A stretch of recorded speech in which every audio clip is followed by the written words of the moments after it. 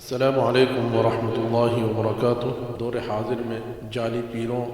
اور جعلی عاملوں کے چکروں میں پڑ کر ہماری بہت سی مائیں بہنیں اپنے گھر بار ختم کر چکی ہیں، اور کتنے ہمارے ایسے بھائی ہیں، کتنے مسلمان ایسے ہیں جو اپنے ایمان سے ہاتھ دھو چکے ہیں۔ اللہ ہماری شرکی افعال سے حفاظت فرمائے۔ رقیہ شرعیہ یعنی شرعی دم کرنا، آپ کو اس کے لیے کہیں جانے کی ضرورت نہیں ہے، کسی عامل کے پاس یا کسی عالم کے پاس باقاعدہ دم کرانے کے لیے آپ کو جانے کی ضرورت نہیں ہے۔ بس اپنے دل میں آپ یہ خیال کریں کہ اللہ میری سن رہا ہے، دل میں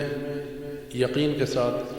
اور اس اعتماد کے ساتھ کہ جو دم میں اپنے مریض کے اوپر کروں گا یا میں اپنے اوپر اپنے لیے پڑھوں گا، اللہ اس کلام کے ذریعے مجھے شفا دے گا۔ دراصل شفا اللہ کی طرف سے ہوتی ہے اور اللہ کے حکم سے ہی شفا ہوگی۔ بہت سارے لوگ وظائف کرتے ہیں، صبح شام دعائیں وغیرہ سب پڑھتے ہیں، لیکن پھر بھی کہتے ہیں کہ ہمیں جناتوں نے ستایا ہوا ہے، نظر لگ گئی ہے۔ تو اس کی سب سے اہم وجہ یہ ہوتی ہے کہ ہمارا اعتماد ان دعاؤں کے اوپر نہیں ہوتا، اور ہمیں اس چیز کا یقین بھی نہیں ہوتا کہ ہماری یہ دعائیں آفات اور بلاؤں سے حفاظت کریں گی۔ بس ہم ایک طرح سے پڑھے جاتے ہیں، ایک معمول سا بن گیا ہے۔ اگر ہم یہ سوچ کر کے ان دعاؤں کو پڑھیں کہ ان سے اللہ ہماری حفاظت فرمائے گا، اور جو ہمارے نبی کریم صلی اللہ علیہ وسلم نے دعائیں بتائی ہیں وہ واقعی پر اثر اور پر تاثیر ہیں۔ مثال کے طور پر ایک دعا ہے، ہمارے پیارے نبی صلی اللہ علیہ وسلم نے دعا ہمیں بتائی، بسم اللہ الذی لا یضر مع اسمہ شیء فی الارض ولا فی السماء وهو السمیع العلیم۔ جو شخص 3 مرتبہ صبح 3 مرتبہ شام پڑھ لے، اس کو اس دن یا اس رات کوئی چیز ضرر نہ پہنچائے گی۔ تو اگر اس اعتقاد اور یقین کے ساتھ ہم اس دعا کو صبح شام پڑھیں تو انشاءاللہ کوئی چیز ہمیں نقصان نہیں پہنچائے گی۔ مگر مسئلہ یہ ہے کہ ہم دعائیں پڑھتے ہیں اور ہمارا اعتماد ان دعاؤں کے اوپر نہیں ہوتا۔ جس طرح کا گمان ہم اللہ کے ساتھ رکھتے ہیں، ان دعاؤں کے ساتھ رکھتے ہیں، ہمارے ساتھ بھی ایسا ہی ہو جاتا ہے۔ تو ضرورت اس بات کی ہے کہ رقیہ یعنی جو ہم دم کرنے کے لیے یہ عمل ہم کرنے جا رہے ہیں، پہلی بات تو وہ شرعی ہو، قرآن اور حدیث سے ثابت ہو، یا اکابرین کے عمل سے وہ ثابت ہو۔ فی الحال یہ جو رقیہ شرعیہ ریکارڈ کیا گیا ہے، یہ صرف قرآن کی آیات ہیں، کچھ صورتیں ہیں اور کچھ آیات ہیں، ان کو ایک جگہ جمع کیا گیا ہے۔ انشاءاللہ امید ہے کہ اس سے بہت فائدہ ہوگا، اور جب اسے سنیں تو تنہائی میں بیٹھ کر کے سنیں۔ اعوذ باللہ من الشیطان الرجیم،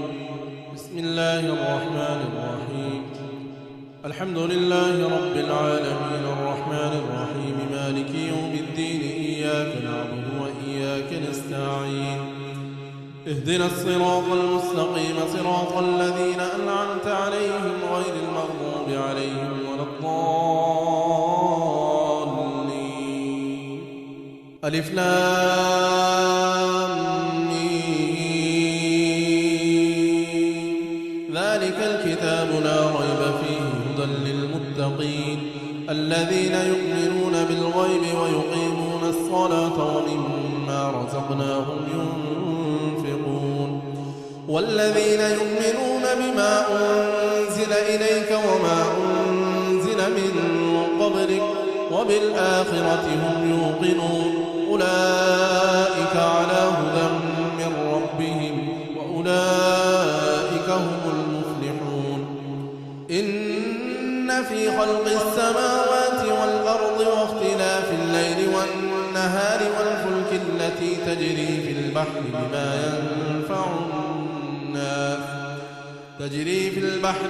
ينفع الناس وما أنزل الله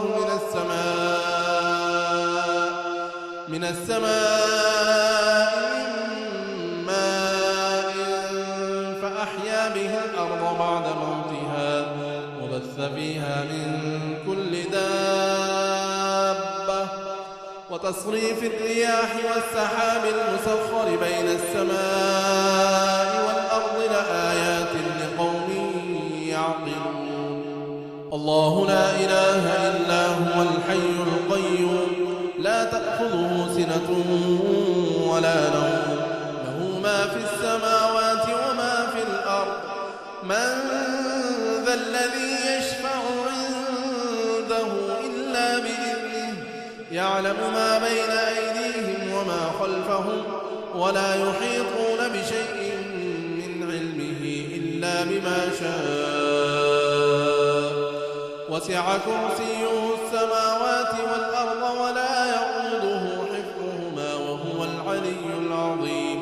آمن الرسول بما أنزل إليه من ربه والمؤمنون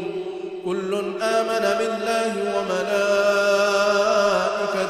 وكتبه ورسله لا نفرق بين أحد من رسله وقالوا سمعنا وأطعنا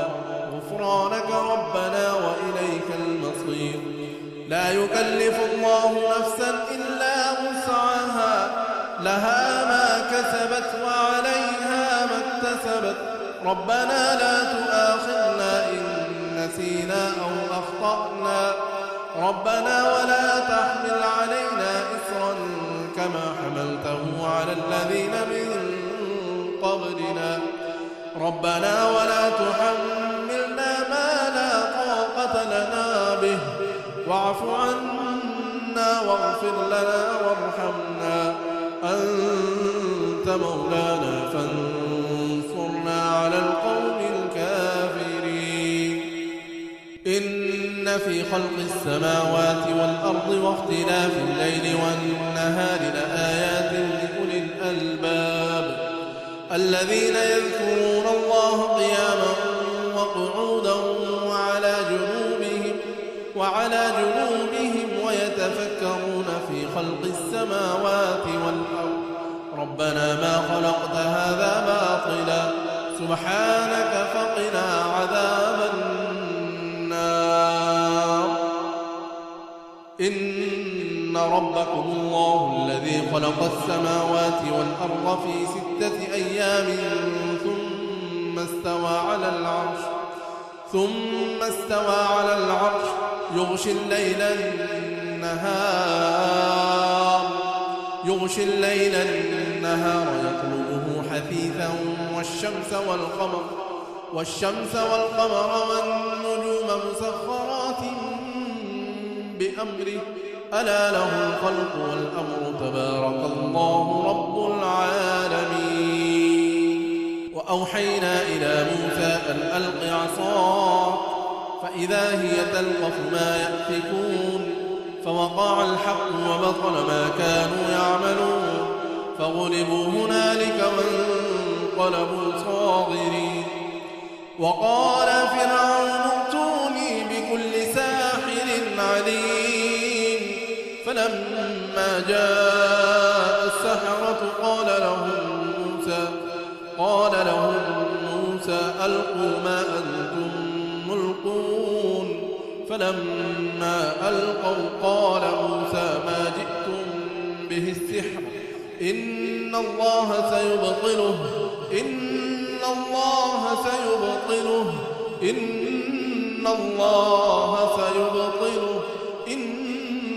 الله لا يصلح عمل المفسدين.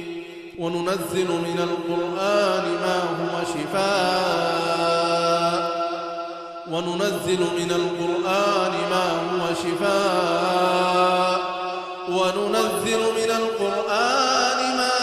شفاء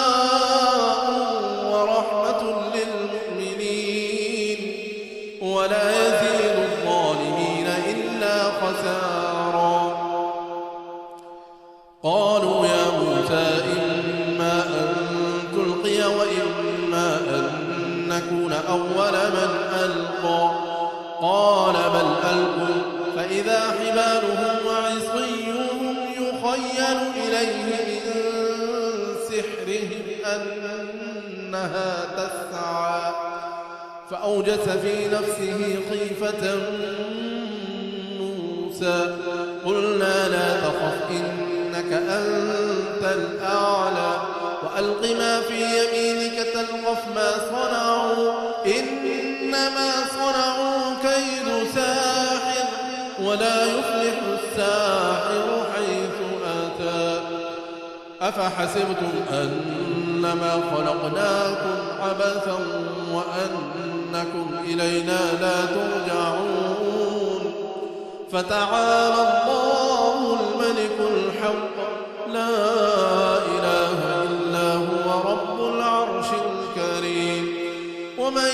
يدع مع الله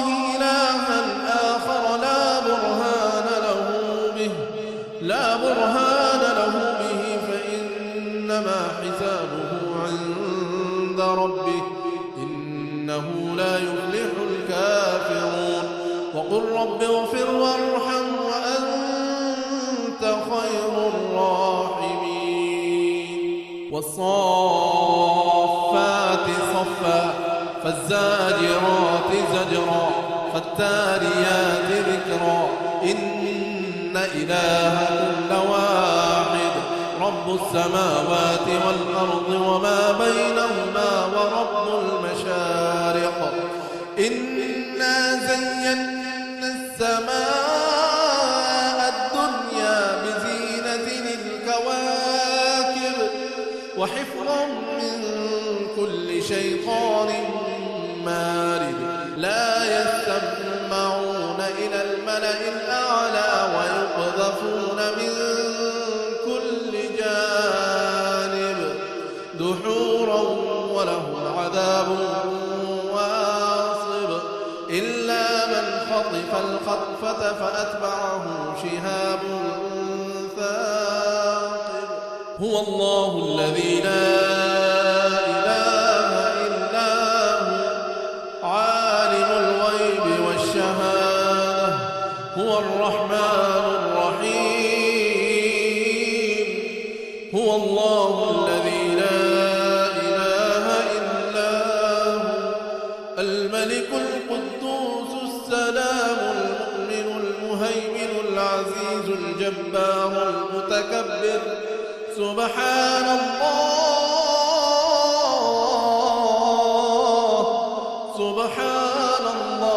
عما يشركون وإن يكاد الذين كفروا ليزلقونك بأبصارهم لما سمعوا الذكر ويقولون إنه لمجنون وأنه تعالى جد ربنا ما اتخذ صاحبة ولا ولدا قل يا أيها الكافرون لا أعبد ما تعبدون ولا أنتم عابدون ما أعبد ولا أنا عابد ما عبدتم ولا أنتم عابدون ما أعبد لكم دينكم ولي دين قل هو الله أحد الله الصمد لم يلد ولم يولد ولم يكن له كفوا أحد قل أعوذ برب الفلق من شر ما خلق ومن شر غاسق إذا وقب ومن شر النفاثات في العقد ومن شر حاسد إذا حسد قل أعوذ برب الناس قل أعوذ برب الناس ملك الناس إله الناس من شر الوسواس الخناس من شر الوسواس الخناس الذي يوسوس في صدور الناس